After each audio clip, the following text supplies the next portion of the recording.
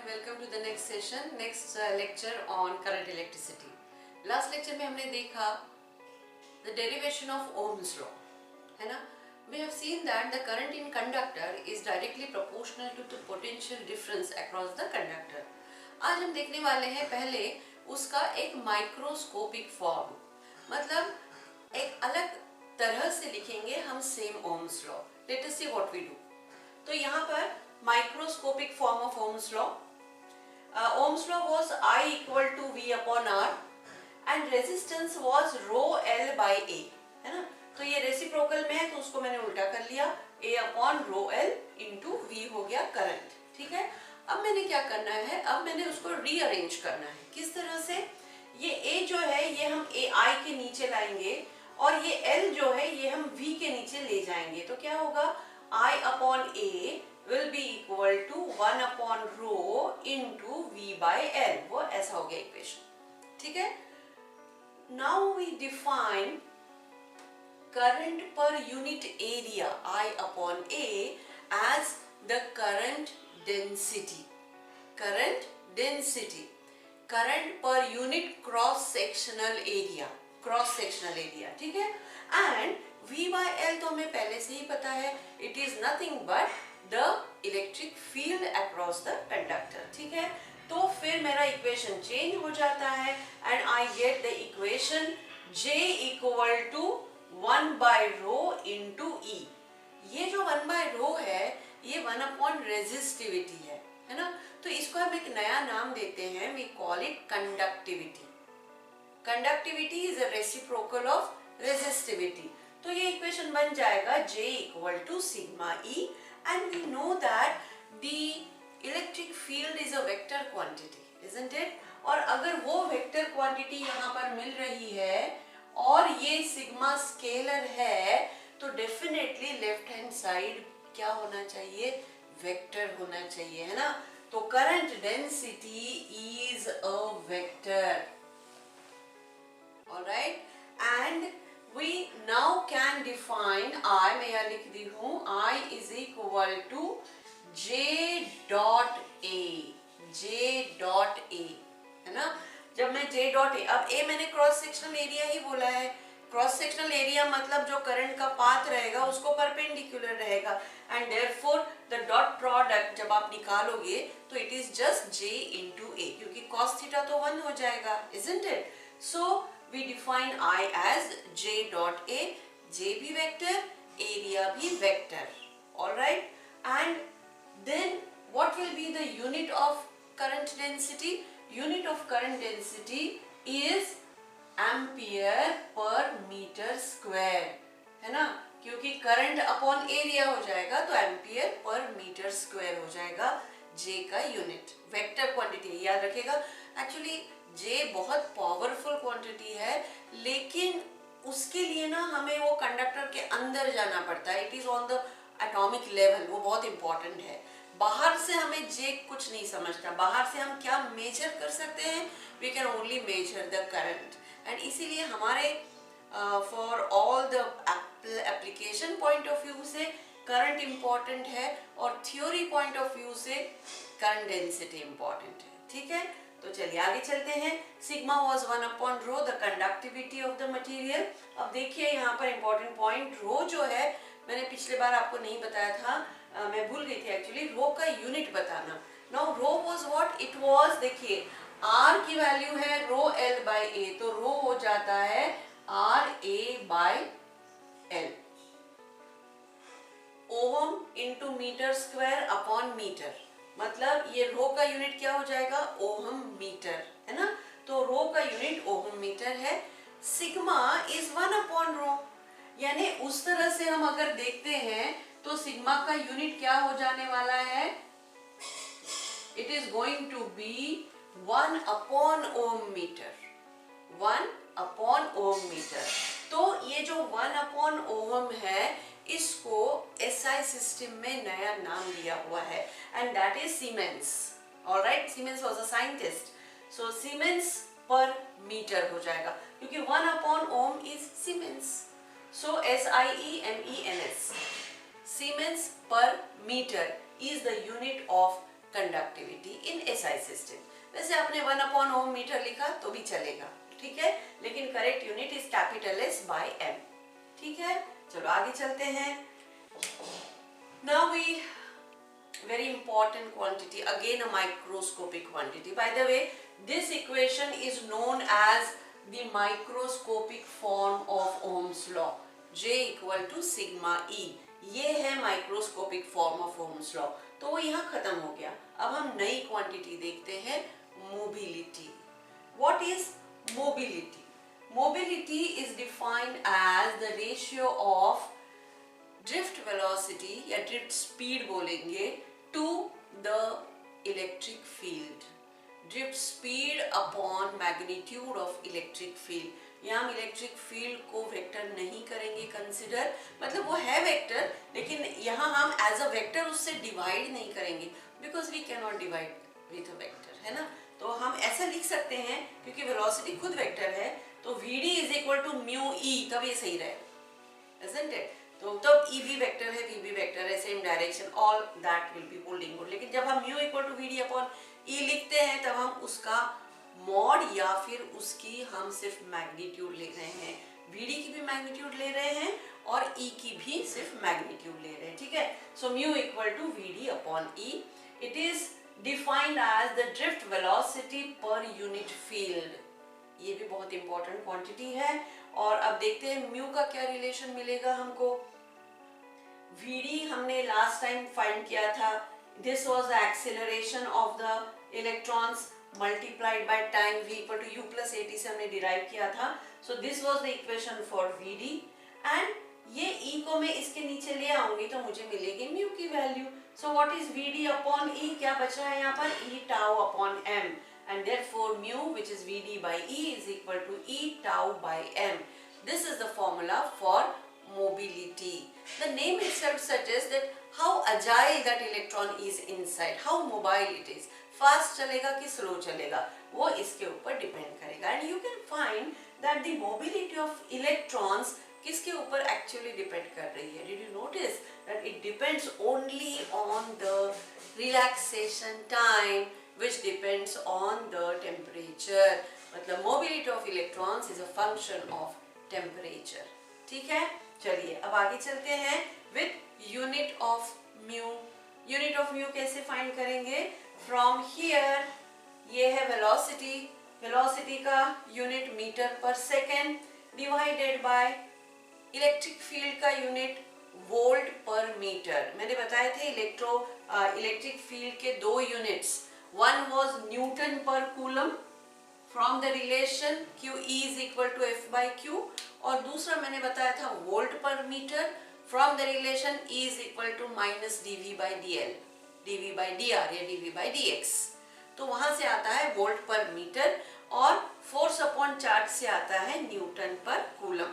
दोनों इक्वली है, लेकिन कभी हम उसको यूज करते हैं जब हमारे लिए थोड़ा इजी होगा, और कभी जब हमको वोल्टेज से उसको रिलेट करना होगा तब हम वोल्ट पर मीटर लेते हैं। यहाँ पर हम उसको वोल्ट पर मीटर लेंगे क्योंकि करंट इलेक्ट्रिसिटी में ना force is not at all important, what is important is the potential difference. तो इसके लिए मैं वोल्ट पर मीटर लूंगी, तो फिर क्या हो जाएगा, ये मीटर चला जाएगा ऊपर और सेकेंड आ जाएगा नीचे।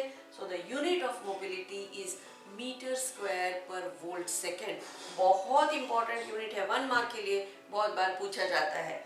इसका अब निकालेंगे हम dimension. How will we find the dimensions of mu? I will find it here. तो सबसे पहले dimension of metre square is nothing but L square, remember that, upon voltage. Now voltage या potential difference was nothing but the work done in bringing a unit positive charge from infinity to that point। मतलब ये है work upon charge। Work का क्या है हमारा dimension, m1 l2 t minus 2। तो ये मैं यहाँ पर लिख दूंगी t minus 2। ये वर्क हो गया डिवाइडेड बाय चार्ज। चार्ज का यूनिट होता है, चार्ज का यूनिट तो कूलम होता है, बट उसका डायमेंशन हो जाएगा a इंटू टी, है ना, एम्पियर इंटू सेकेंड। तो ये मैं यहाँ पर AT लिखी इसको, और फिर यहाँ बचेगा कौन, सेकेंड बच रहा है, इंटू टी इक्वल टू, देखो ये ऊपर का और नीचे का t कैंसिल हो गया इधर का, और ये a जो है वो ऊपर चला जाएगा, यहाँ पर l स्क्वायर, यहाँ पर l स्क्वायर क्या हो जाएगा, कैंसिल, तो it is m minus 1 L0 t, नीचे -2 है, ऊपर जाएगा तो हो जाएगा +2, एंड a ऊपर जाएगा तो रहेगा +a, and so this is the dimension of mobility. एक बार आप खुद भी करके देखिएगा।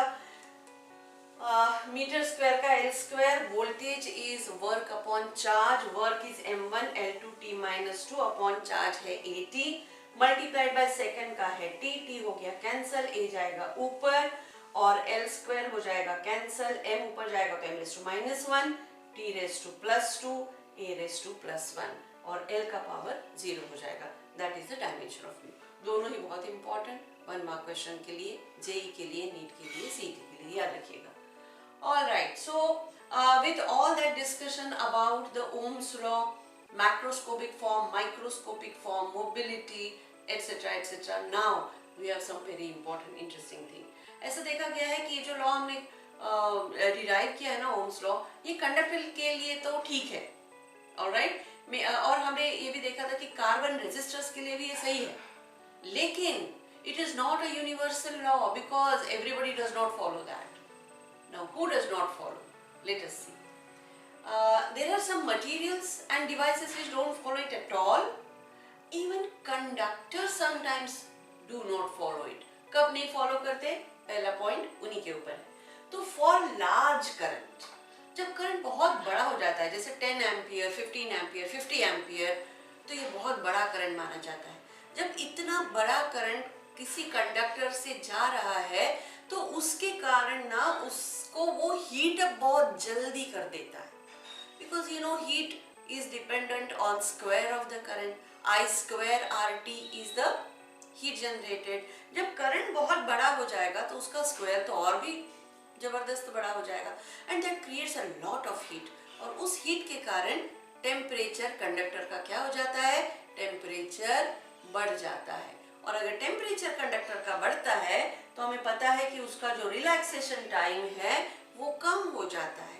रिलैक्सेशन टाइम कम हो जाता है तो उसकी जो रेजिस्टिविटी है वो बढ़ जाती है, रेजिस्टिविटी बढ़ती है तो रेजिस्टेंस बढ़ता है, और अगर रेजिस्टेंस बढ़ जाएगा तो वो कांस्टेंट तो रहा नहीं। फिर हमने क्या बोला था, current is directly proportional to voltage, and जो कांस्टेंट ऑफ प्रोपोर्शनैलिटी था दैट वाज 1/r। अब जब r चेंज हो रहा है का मतलब it is not a constant, है ना, तो वहां वो हमारा जो इक्वेशन है वो फेल हो जाता है। And then I proportional to V does not hold good, मतलब जब करंट कम है तब तो ये स्ट्रेट लाइन पे बिल्कुल चल रहा है, लेकिन जैसे करंट बहुत ज्यादा बढ़ने लगता है तब वो धीरे धीरे वो स्ट्रेट लाइन से अपना जो रास्ता है वो अलग कर लेता है।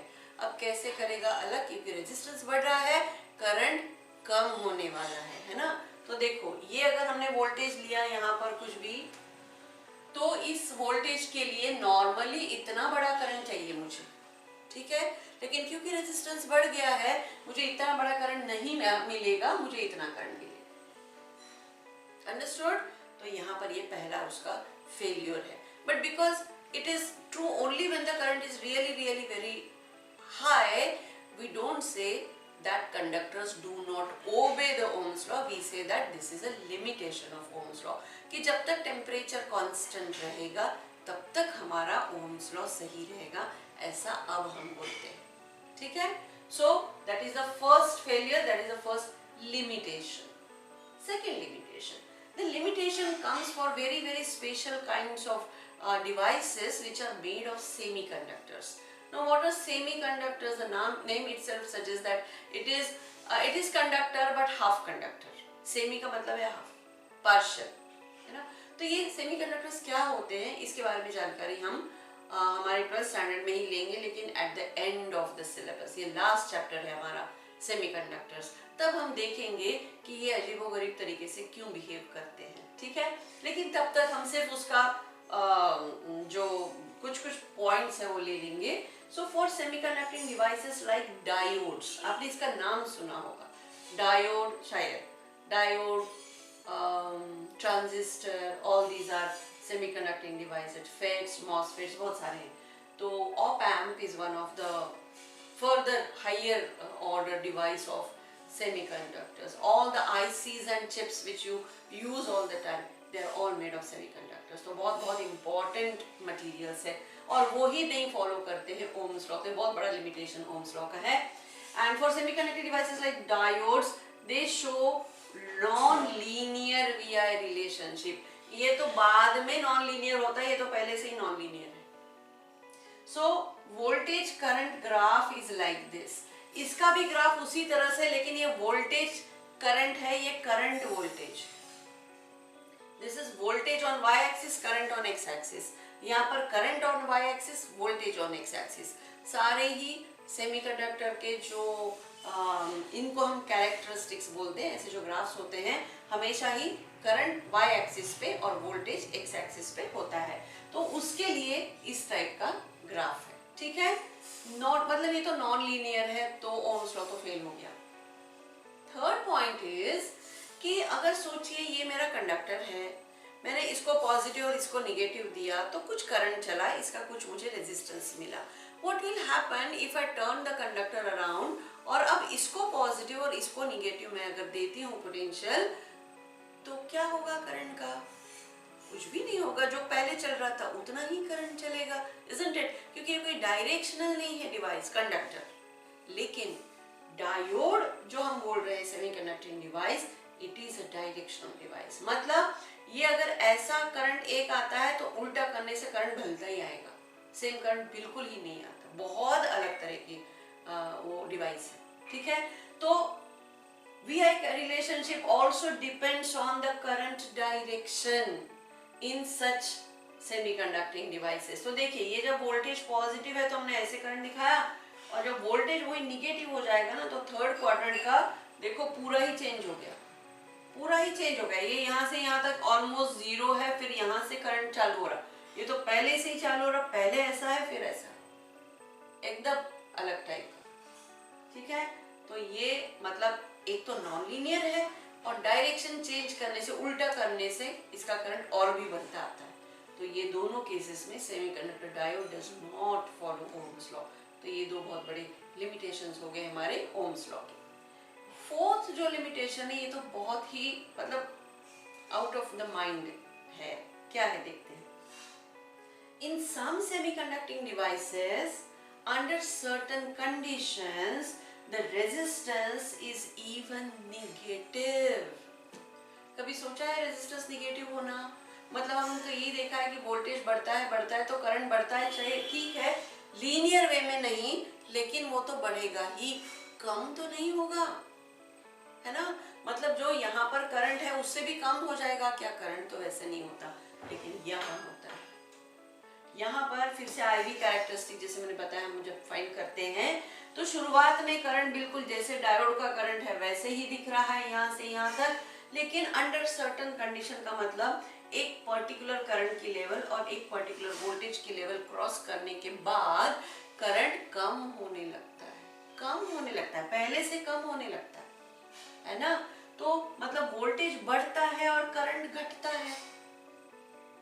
So delta V by delta I क्या हो जाएगा? वो तो निगेटिव होगा ना, ये बढ़ेगा ये घटेगा. So we say that the resistance is negative, and here this portion is the negative resistance region, okay, of such a semiconducting device. ये अलग डिवाइस है, ये हम नहीं करने वाले हैं 12th स्टैंडर्ड में. ये आप आगे अगर इलेक्ट्रॉनिक्स आपने आगे ले लिया तो आप करोगे इसके बारे में. पेंडोड का ऐसे ग्राफ आता है, पर इसकी जरूरत हमें अभी नहीं है. But understand that some devices are there. इसके अलावा भी और डिवाइसेस है जहाँ पर एक्चुअली में दो आप पोटेंशियल डिफरेंस बढ़ाओगे तो करंट कम हो जाएगा अंडर सर्टेन कंडीशन. ठीक है, तो ये 4 हो गए limitations of Ohm's law. 2 marks का क्वेश्चन है, आप किसी भी ऐसे में लिस्ट आउट या what are the limitations of Ohm's law. 4 points, 2 marks. Don't forget to show the diagram. Diagram के ही सारे मार्क्स है, समझ लीजिए. ठीक है ना, और ये सब लिखना चाहिए. एक एक लाइन का सिर्फ यहाँ पर उसका पॉइंट है, सारे पॉइंट 4 पॉइंट लिखोगे आपको 2 मार्क्स मिलेंगे. और बहुत इंपॉर्टेंट क्वेश्चन है, कई बार पूछा जाता है. ठीक है, so do prepare for such questions. Alright, तो इतना ही काफी है इस वीडियो में। अगले वीडियो में हम और आगे चलेंगे।